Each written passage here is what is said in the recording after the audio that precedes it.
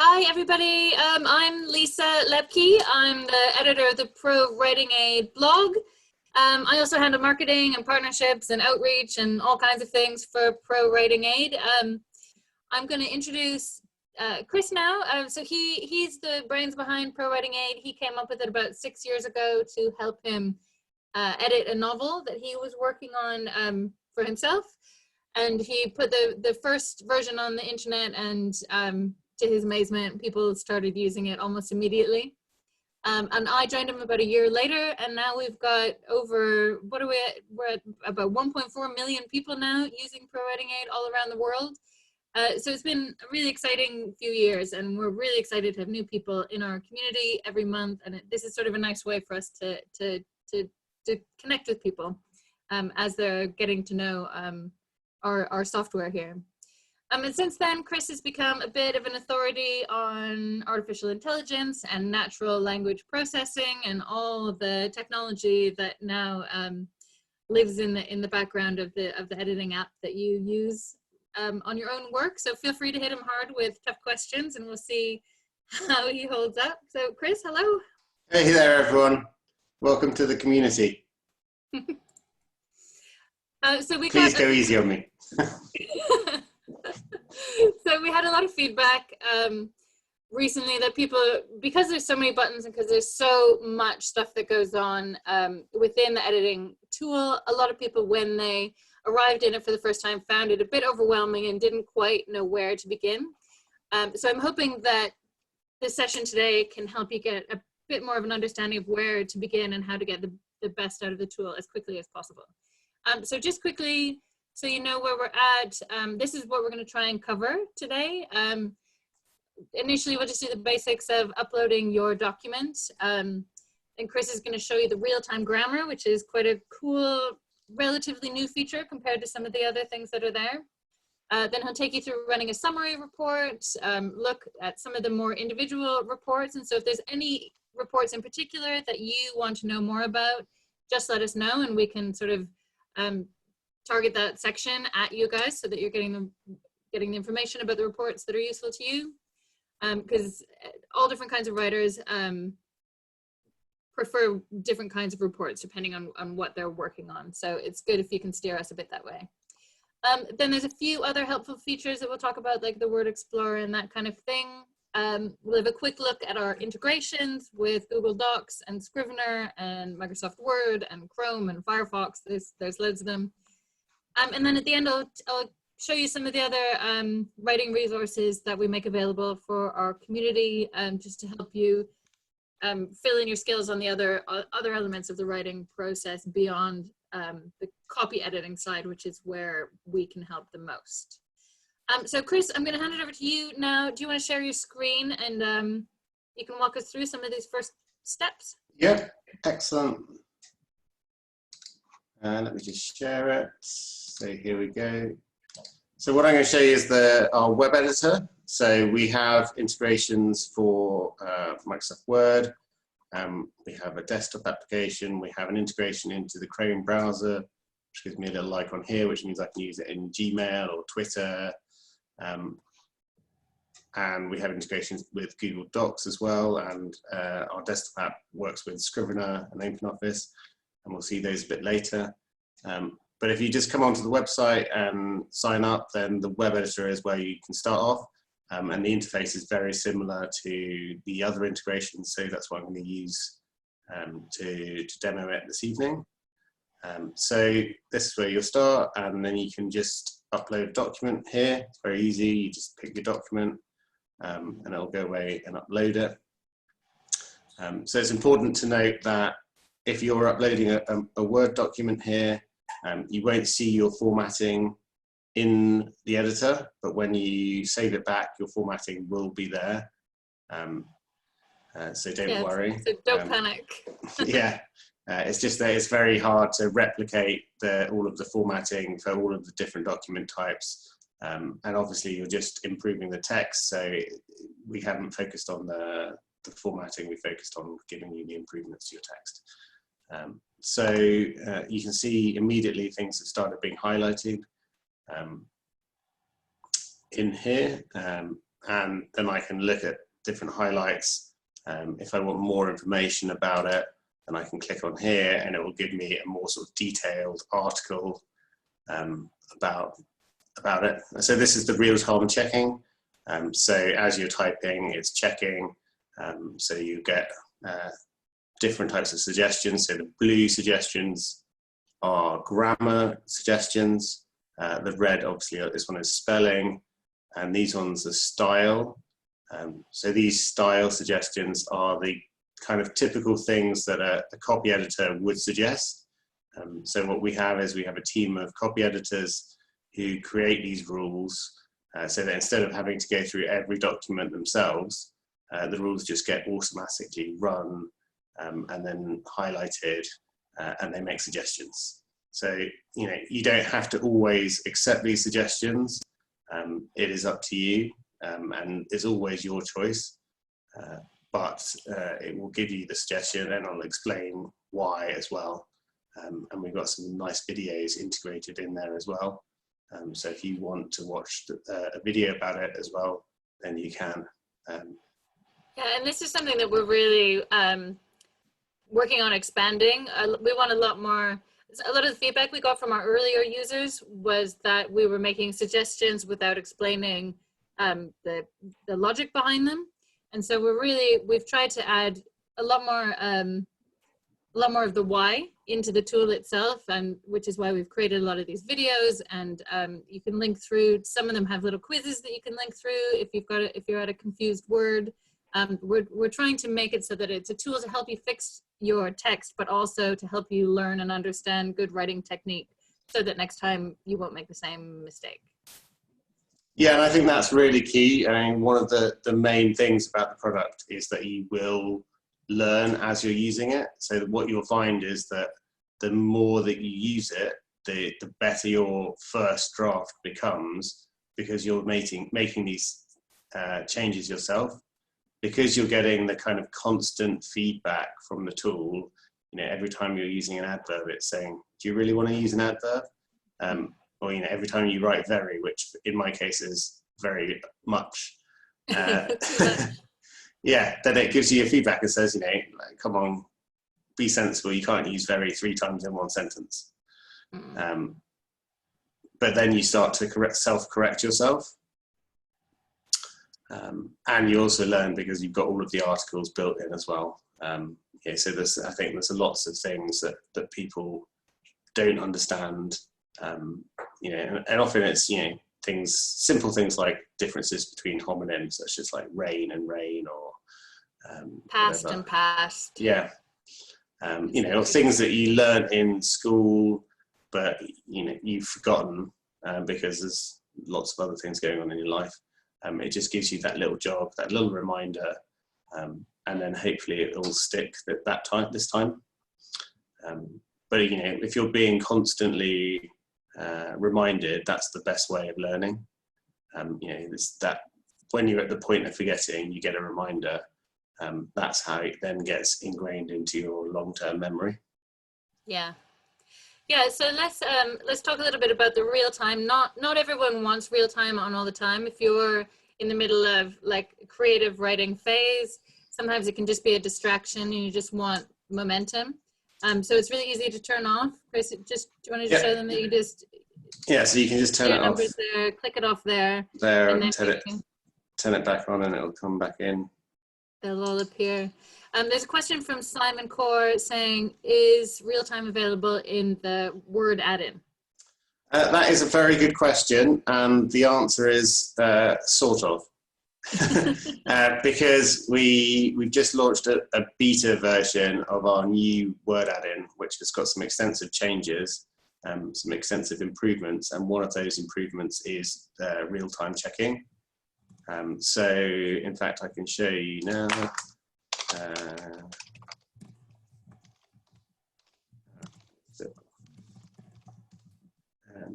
So if you go to the Office download page, then there's a try our new beta.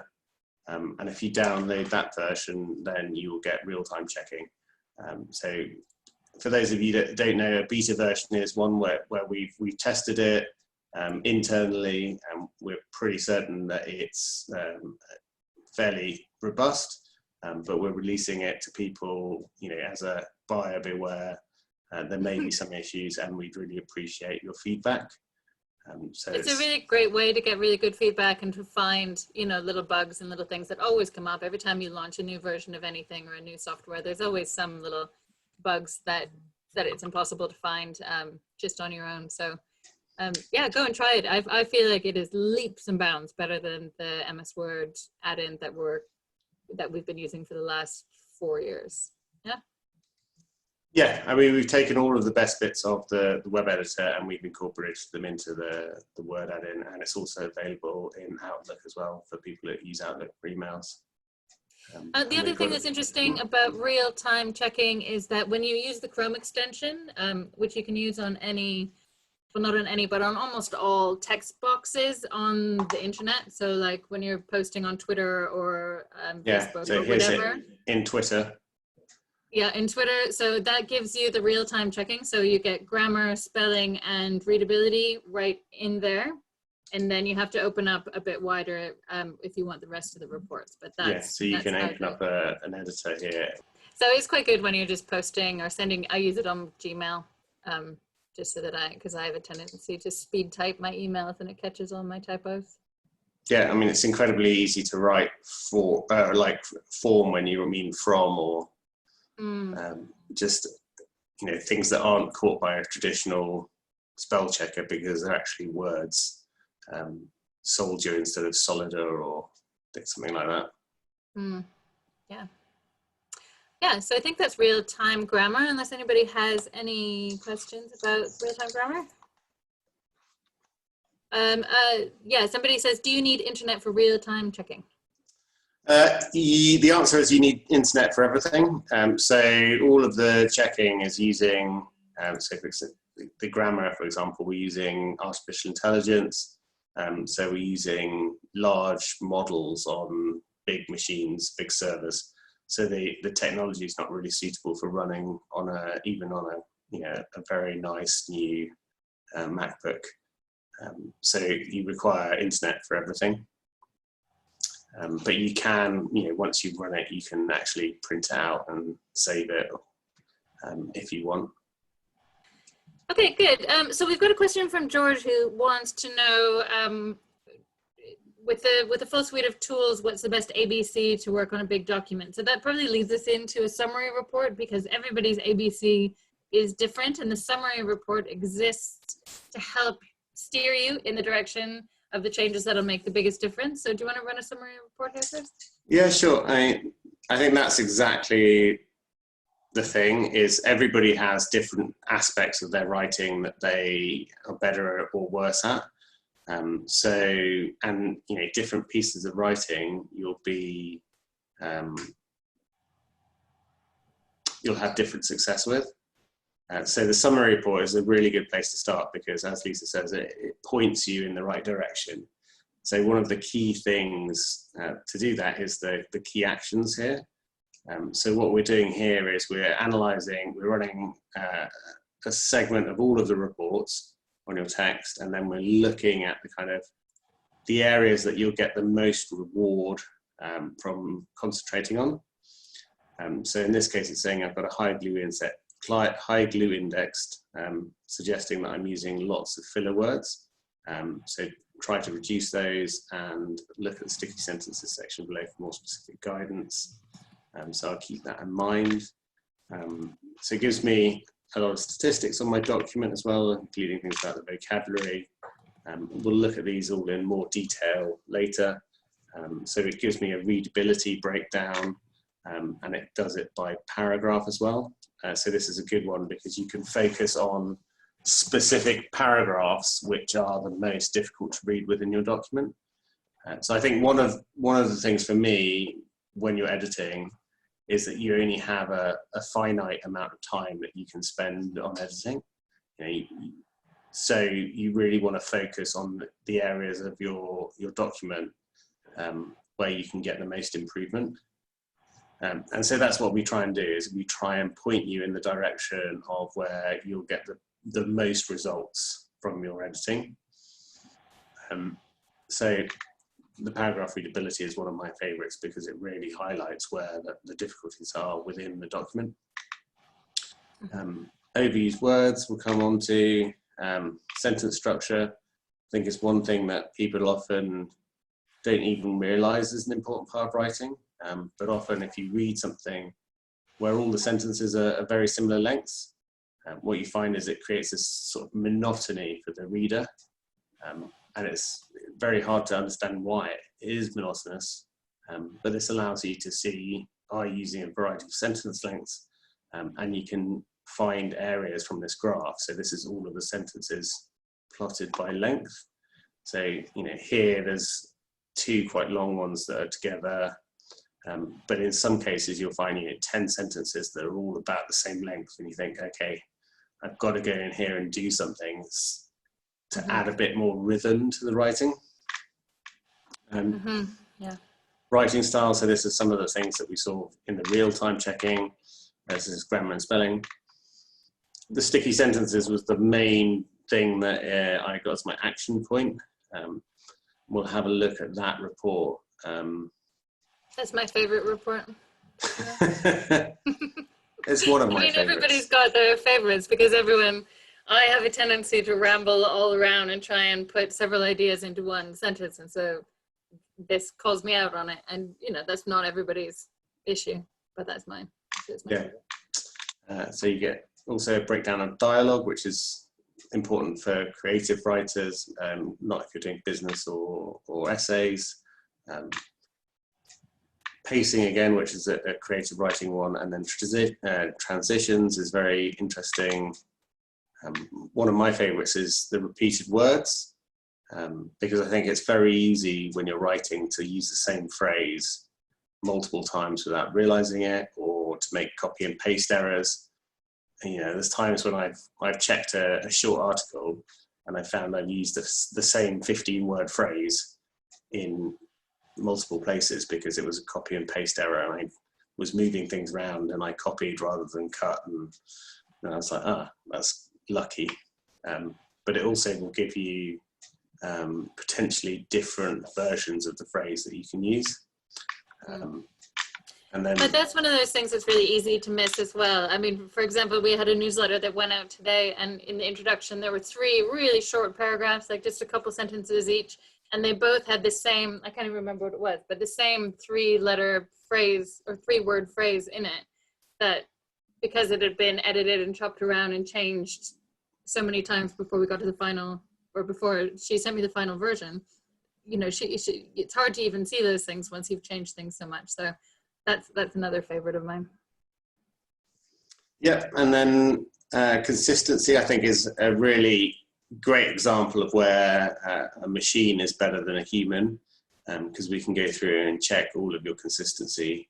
And so it checks that, you know, your spelling is US or UK, it checks capitalization consistency, whether you used curly or straight quotes, all of those kind of things that would take you a long time to check otherwise. And we've even introduced something for the Oxford comma, which a friend of mine almost cried when he heard that it had been introduced, because he'd spent 3 days going through his book checking for consistency of Oxford commas.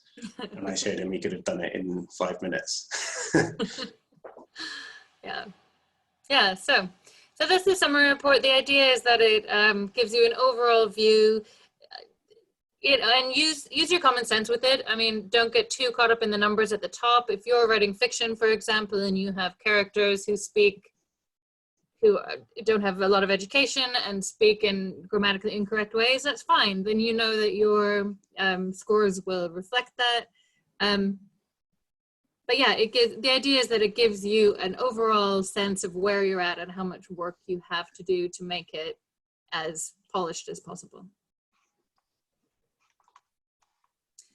All right, Chris, do you want to choose, do you want to start with the style report? And then if there's any specific reports that you'd like Chris to talk about, just let us know. But the style report is sort of a good one. It's an all-rounder, and I think it's our most popular report, and it sort of works whether you're a business writer or a fiction writer, or if you're writing your dissertation, whatever.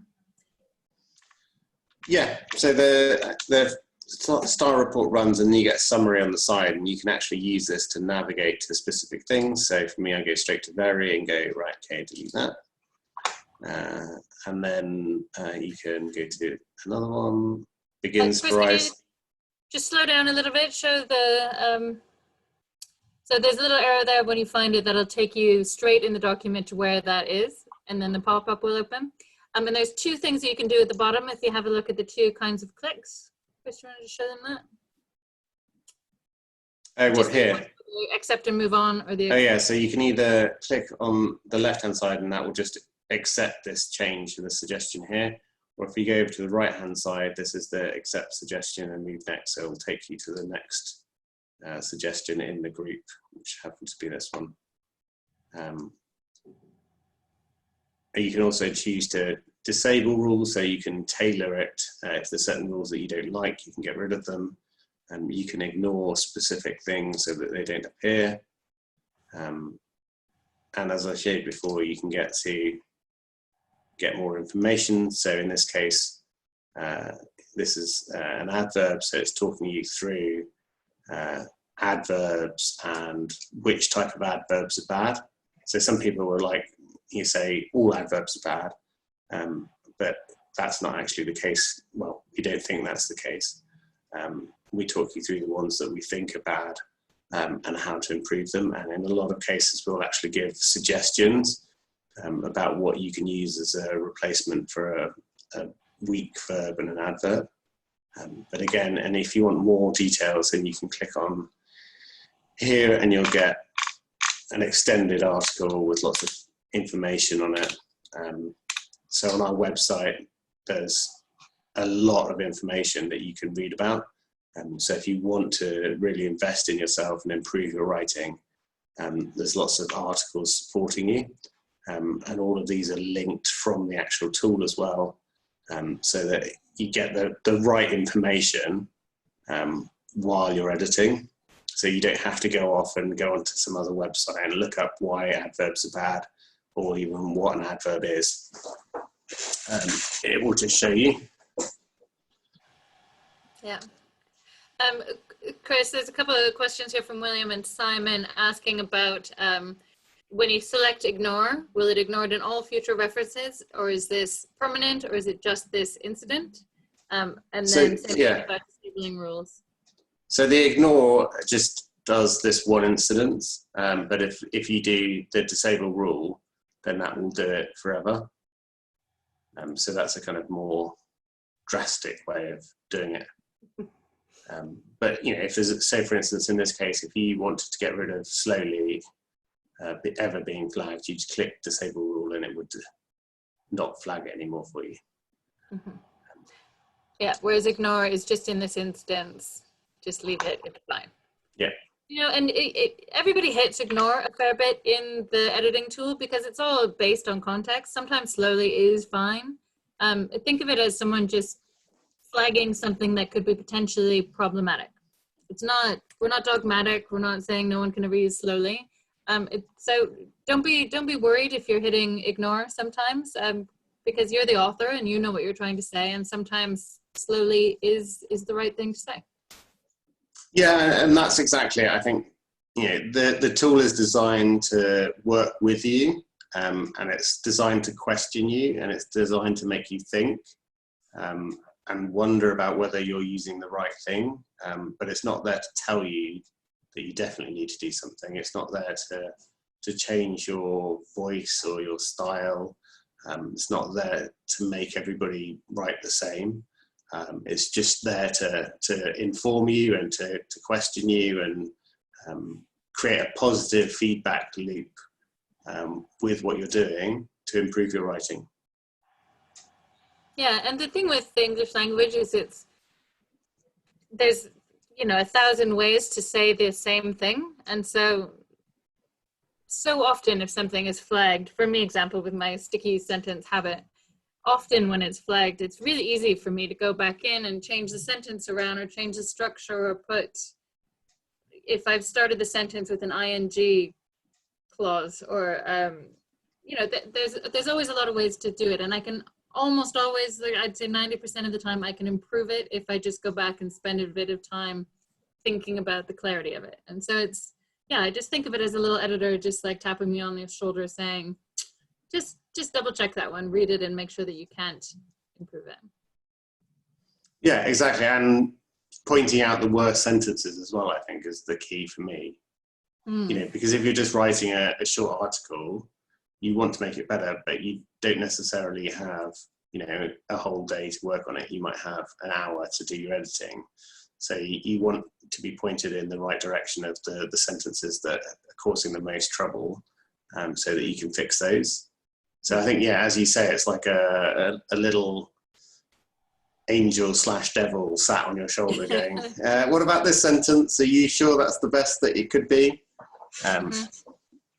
But, you know, pointing you in the right direction. So it's not telling you where to go, but it's showing you the way. So why don't we talk about the Thesaurus Report? That one is growing in popularity, and I think it's quite a cool one.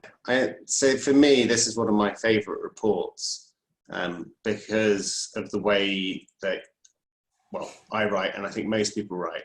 So when you're writing, I think you tend to use the first words that come into your mind.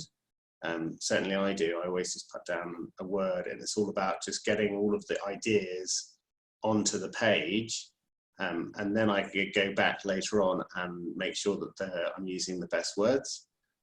So the Thesaurus Report is designed to help you do exactly that. So what it does is it takes all of the words of different types, so verbs, nouns, adverbs and adjectives, and it looks up all of the different synonyms for them, but it doesn't show you all of the synonyms, it just shows you the ones that fit the context.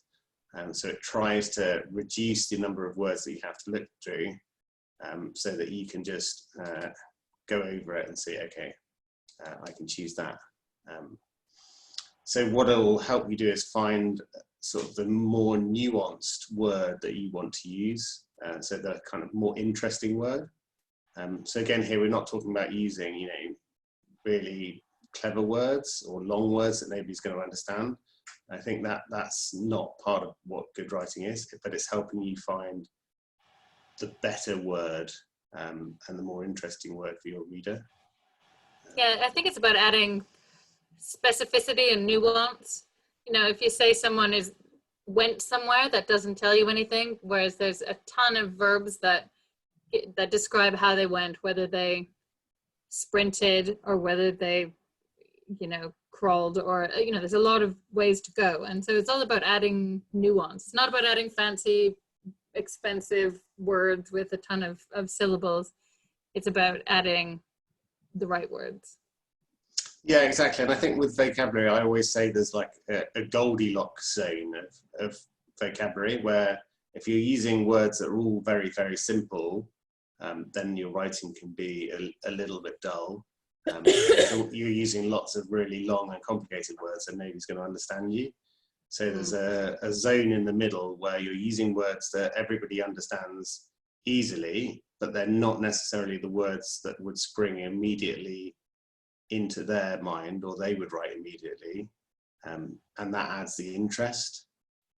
So somewhere in between, and it's something I'm writing a blog article about at the moment. So I've got some interesting data from some published authors to show it, saying, sign up to our newsletter and you'll get sent it. Nice. Okay.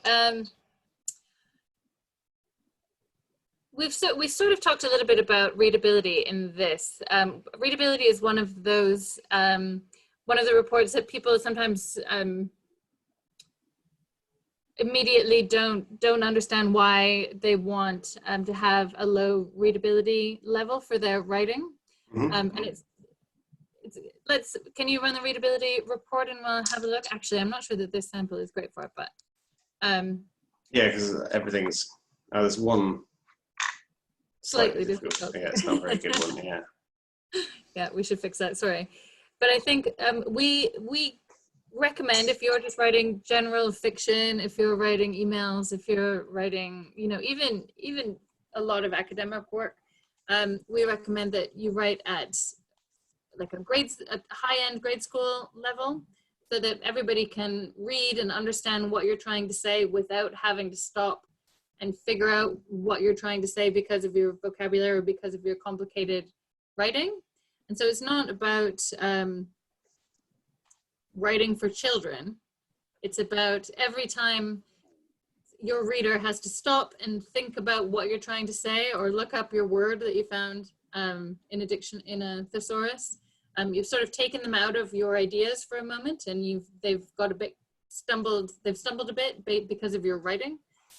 So readability is about clarity and the simplicity and how simple it is for your reader to understand, to get the ideas from your head into their head smoothly and easily and without any speed bumps. Yeah, and I think that this plays into that kind of Goldilocks zone as well of writing, is that you don't want it to be super, super, super easy, because then you're using lots of very simple words. But if you're using lots of long words, that's the other extreme. So I think long words which are difficult to read, and words that people don't necessarily know what they mean or don't come across frequently, tend to detract from your writing. Yeah, it's funny how the sort of length of words can affect writing, I think. Like, one of the interesting things in Spanish is that adverbs tend to be a lot longer. And just because they're a lot longer, I think people type them less. So it's less, you know, it's that automatic detractor of you writing an adverb, because you have to type so much more. But in English, you just have an ly at the end. In Spanish, they tend to have a mente at the end and be much longer. So it's like 4 extra letters that you have to type. It's a bit of a deterrent built into the language. Yeah, exactly. Okay, I've got a couple questions here. Do we use a certain style in checking, such as the Chicago Style Manual or the New York Times or ALA? So we don't use any specific styles. We have kind of some best practices that transverse all of them. But what we have is you can build your own style guide. So if there are specific rules that you need to apply, or in fact, if there's specific mistakes that you tend to make all the time, you know, or issues that you know that you want. I was reading a book the other day, and I just, for some reason, the author used presumably so many times that it really started irking me, that I just wanted to write to them and say, can you use our style guide to set up a rule to not use presumably so much, please, because it's annoying. Yeah, so just to be clear, so when we talk about creating your own style guide, that just means that you can create we don't use any existing style guides. It's sort of it takes from a lot of different ones, and then we've created a lot of our own rules. So what Chris is talking about is you can create your own suggestions. So if you work for a company, for example, and your president has a strangely spelled name, if it's MacDonald instead of McDonald, you can create a special suggestion that flags it every time they've written MacDonald to say, if you're talking about Doug McDonald, make sure that you spell it this way. Or there's a lot of ways that you can find the text that you want and really make it so that it's customized for you and for what you need. And sometimes, you know, fiction writers do this as well. If you know that you have a bad habit of saying suddenly, opening sentences with suddenly, for example, my colleague Kyle would make his own suggestions that would say, Kyle, stop using suddenly, it sounds stupid. And then, so that would pop up whenever he wrote it. So when he's talking about our style guide, we're talking about your own style guide, the rules that you want to follow for your organization or for your students or for everyone on your team at work, all the suggestions and rules that you want them to follow. So that's what he's talking to, Sai. Yeah. Should we look at the sticky sentences report, seeing as it's your favourite? My favourite. So that's here. So promises, it goes through and it highlights sticky sentences. So again, you can navigate to specific ones. So what it's looking at here are sentences which are very high in the glue words. What are glue words, Chris? Well, it's great that you asked that. I was on a podcast the other day and I got introduced to the concept of meat and potato words, which it turns out are the opposite of glue words. Right. Yeah, so meat and potato words are the words in the sentence that have all of the meaning. So that's kind of like the main verb, the main noun of the sentence. And then the glue words are kind of the opposite ones. So if you could write all of the meat and potato words of a sentence and you could kind of guess what the sentence meant. But if you just wrote the glue words, you'd have absolutely no idea about what the sentence meant. Mm-hmm. So in this case, it shows me what the glue words are. So that's can, how, must, be, to, get in, and, out of, a, at. And I have literally no idea what this sentence is writing about. Mm-hmm. So if you then take the other words that are in there, like you, imagine, hard, hammock, age, right? Then you can actually get a feeling for what that sentence is. So the glue words effectively are there to stick the meat and potato words together, but they don't actually have any meaning. And if you've got too many of them in the sentence, you're just detracting from the meat and potato words. So they're kind of getting in the way, and that's why we call it sticky, because it's just slowing the reader down. Mm-hmm. So most sentences will benefit from a reduction in the number of glue words. But again, what we're doing here is we're really pointing you at the sentences that are the worst offenders. So we can't give suggestions. Do you want to do an example and just give a quick rewrite to this one? How would you take a sentence like this and reduce the glue words? Well, I mean, it's interesting because I would just do something like, I'd say,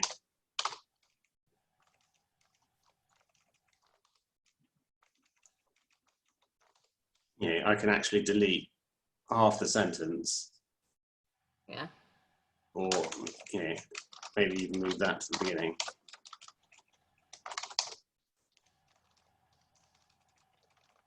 Right, it's hard to get out of a hammock. Yeah.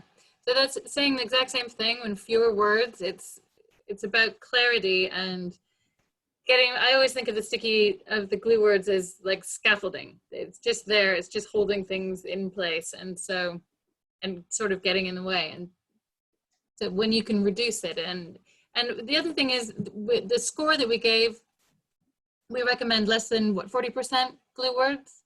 And in published writing, all of our statistics come from an analysis of people who have been published, and they, as a general rule, their sentences aren't sticky. They've figured out how to make them clear, how to make them concise, and then that it's hard to say, as a result, they got published. But successful writers who are good at getting their ideas across don't write sticky sentences very much. Yeah, and I think it's a skill that very few people practice. It's not natural to practice removing lots of words from your sentences. And it was just by coincidence that earlier on in my career, I ended up having to do this quite a lot because I was writing a research and we were very constrained by pages and so things had to fit onto specific pages. So you'd actually spend probably about twice as long as you would writing trying to get rid of words so that it would actually fit nicely on a page. So I got very, very good at like cutting out all of the words that were unnecessary from a piece of text to fit it into the right size. But that's obviously quite an artificial exercise that you have to do. But this kind of gets you doing that as well, and your writing will benefit from removing a lot of the glue words. You don't want to make your reader read things that are unnecessary.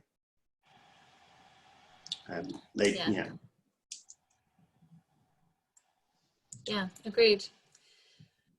Okay, so there's a few other sentences that we could go in. Do you want to just give a quick overview of each of them and what their main benefit is, and then we've got a few more questions here. Some of them will be answered by, if you do that.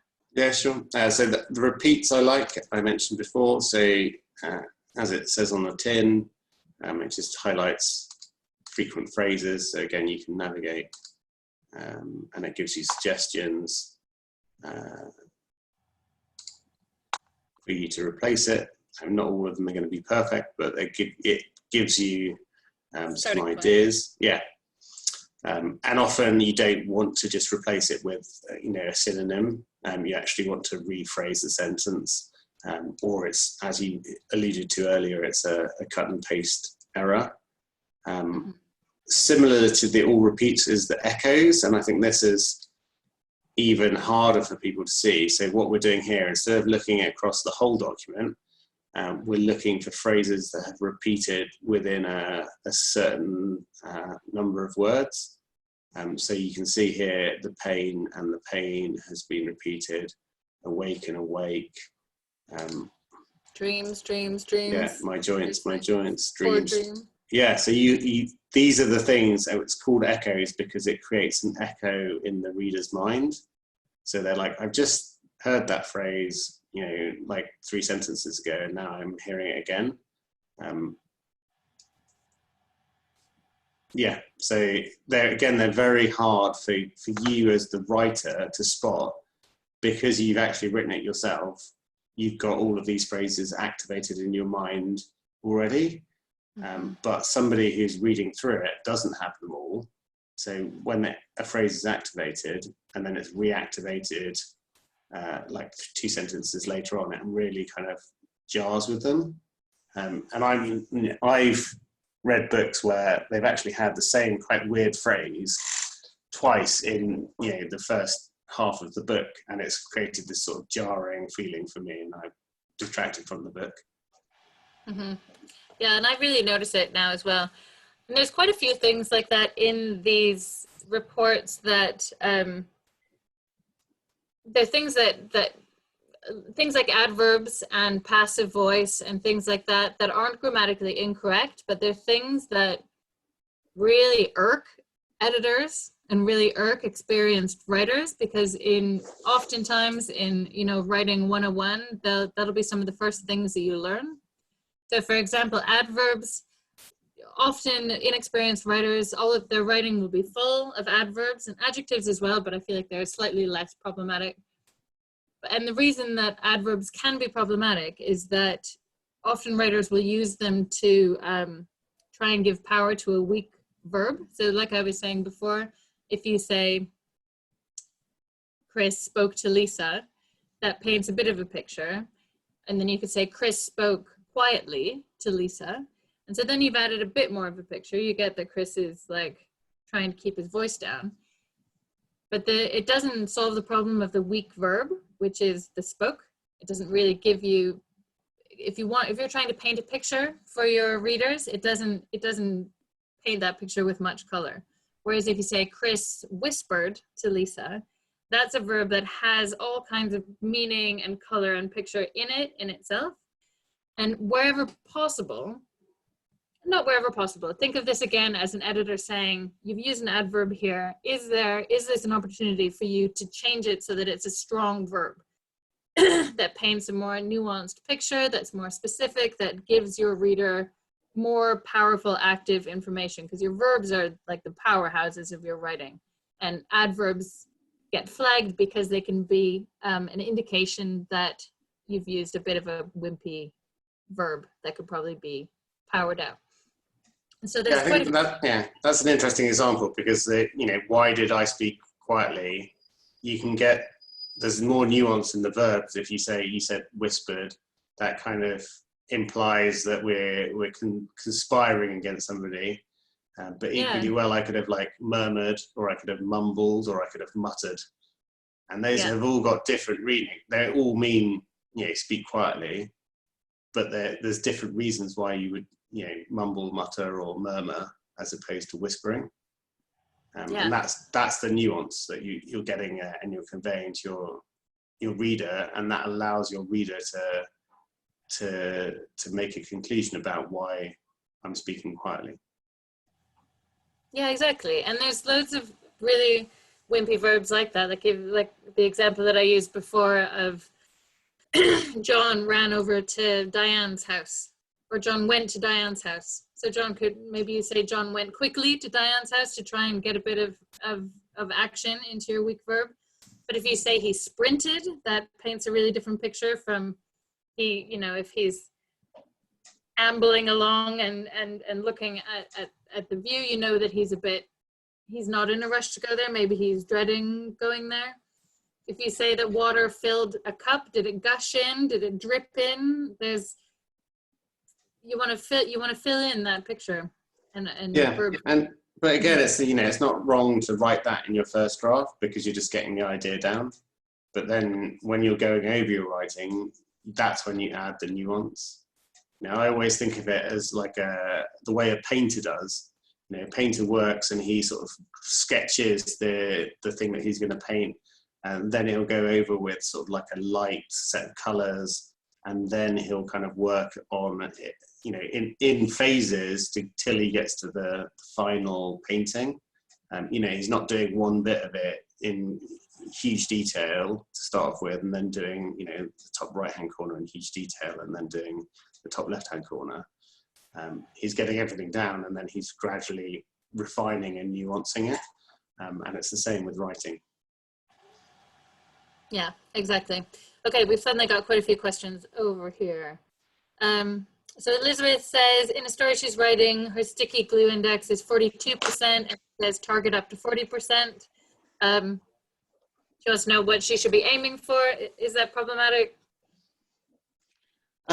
Well, unfortunately, that's one of the hardest ones when you've got lots of sentences with high glue words.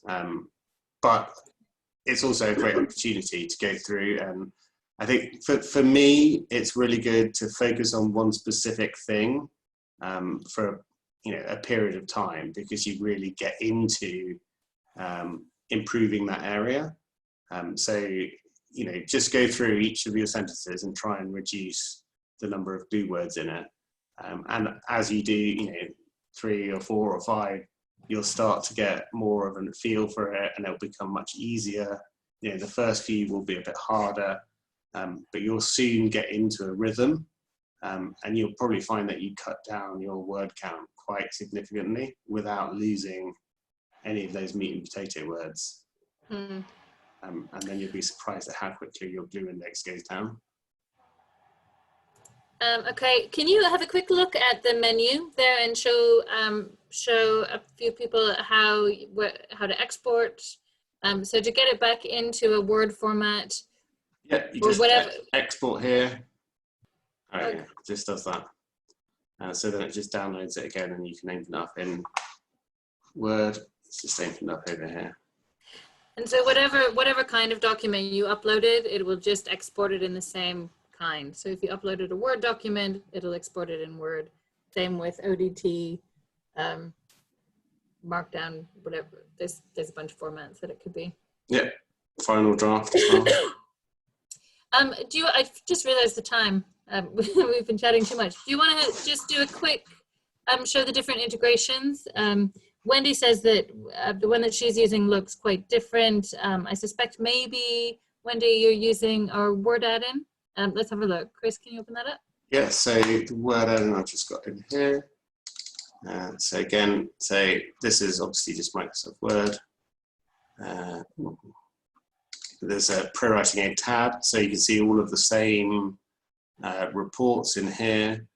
You can start. But actually, sorry to interrupt you. I've just realized that this is the beta version, so yeah, so you're using may look a bit different. But it's still similar in that it has a ProWritingAid toolbar along the top. So you can just do your editing right within Word without having to worry about the exporting and importing side of things. As much as possible, if everybody can avoid copying and pasting, because that's when we run into trouble with formatting and that sort of thing. So uploading and exporting should always be your first. Yeah, so you can just paste in here, but you'll lose your formatting. So I would advise against it. It's best to upload it. And do you have a desktop version? Yeah, so the desktop And/or version Google Docs? for anybody who's using Scrivener, the desktop version works really well. So you can just open up your Scrivener file. You just open the Scriv file and it will open up similar to Scrivener. You get this folder structure and you can move between the different bits of it like this, and you get the highlights. You can access all of the reports in here. This is a slightly older version, so they're all in these tabs, and you can run your reports.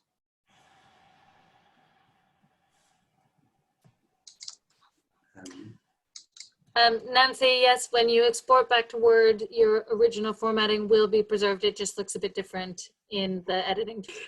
Sorry, so does your general USA edit cover the new fashion where commas are not used as often before and as they used to be? And does it also take notice of where inverted commas are placed within punctuation? So two questions.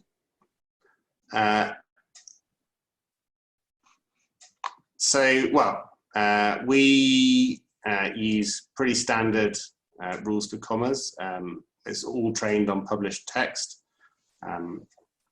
So for and, for instance, we use and when we have two independent phrases. So that means that two phrases that could stand as sentences in their own right. So like, he went to school and he saw his teacher. Right. So in this case, we should have an and here because I could rewrite that as two separate sentences like that. But if it was and he saw his teacher, then you wouldn't have an and there. You could say, some people like to say that if it's a case like this where you've got two sort of short, well-balanced sentences here, then you don't need an and. You don't need a comma there. That's more of a stylistic rule. We always suggest that you have the comma. You'll never be wrong by including it, and it helps to clarify the sentence. Okay, and what about inverted commas? Does it take note of where they're placed with punctuation? So I think we suggest that if you have inverted commas, then the comma should come inside the inverted comma. And we also check for things like structured punctuation. So if you have inverted commas, unmatched pairs of inverted commas, unmatched pairs of brackets, and things like that as well. Or what's easier to do is kind of write something and then end up with like 3 inverted commas by mistake, and then not be able to see it. And are there different punctuation rules depending on whether you're in American or British English? Yeah, there's slightly different ones depending on where the period goes inside or outside in the UK. Okay. Ken wants to know if there is a report that shows if, he says, is there a report to show if I change tense, switching from past to present, for example? Currently there isn't, but it's something that we're looking into. I think, yeah, it would be useful, and you're not the first person to ask about that. Yeah. It's a tricky one in terms of programming, but it's one we'd like to do.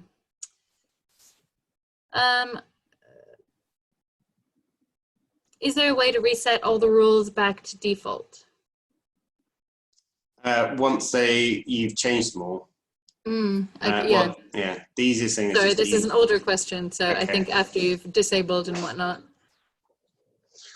There is for your dictionary, so you can bring up your dictionary and edit it. I think it's just here. So you can delete words from here as well if you want, like very easily you can delete this. If you want to delete all your rules, then the easiest thing is to just contact our support team and they'll sort it out for you. Yeah, but it's great in your dictionary because if you're writing a book that has a lot of names or setting places, that sort of thing that you don't want flagged, and then finish it, then you can go in and take them out again. which is quite useful. Okay, so we've done most of the integrations. Shall I jump on quickly and I'll show you some of the other resources that we have here? Yep. Shall I stop sharing? Yeah, I think. So just in case you haven't spotted it yet, we've got this blog and we're adding about 30 articles a month that are all about process. We try and write something for all the different kinds of writers that are out there. We've got a lot of fiction writers is probably our biggest group, but actually business writers and student writers are becoming more and more common. More companies are using us for their full teams, and more teachers are recommending that their students run all of their essays through. And so we've got blog content, technique, craft stuff there to help you improve your writing in all of those different areas. Then we also, if you're a premium user, we have this ever expanding library of books.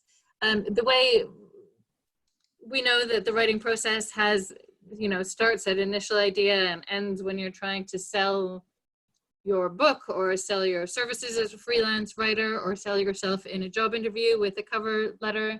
And there's a lot of steps to it. So this is our way of trying to fill out that writing process and help you improve at all the different levels. We have this grammar guide, which if there's any teachers out there is great, but actually it's good for anybody that's trying to improve their technique and understanding of writing skills. And it looks specifically at grammar rules, but then there's, I can't scroll down here, but there's more about different writing techniques that you can use when you're writing to help you understand how all of those work.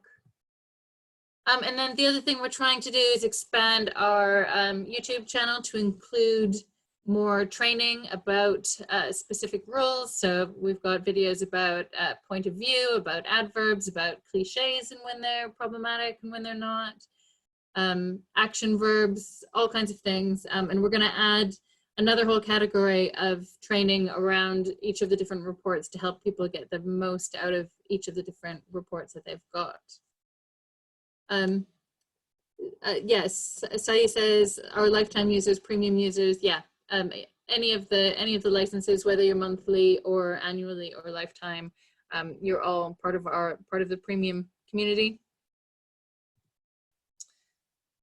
Oh yeah, and then we've got just a special offer here in case anybody felt like going premium. It says March 2020 because it's 20% off in 2020, so that's not an error that we've written 23 times there.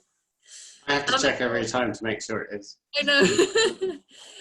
So we're running out of time. We're actually going a little bit over. If anybody has any questions that they're desperate to have answered, this is your last chance. Otherwise, feel free to get in touch. We've got a great support team on the email hello@ProWritingAid.com. So send any questions there. Natalie is sort of our main point of contact, and she's great at helping everybody get up and running. And if you have any feedback for Chris and me, we're always trying to improve this and make it so that it's more and more useful for our new users. So please feel free to feedback. You'll get an email tomorrow with a link to this recording in case you missed the beginning of it. And I'll try and include links to the various things that we've been talking about here so that you've got them to hand. Anything else that you wanted to cover before we go, Chris? No, I think that's everything. Thanks everyone for joining. Thanks everybody. It was really great to have you here, and have a good evening where we are and a good day where you are. Take care. Take care. Bye. Bye.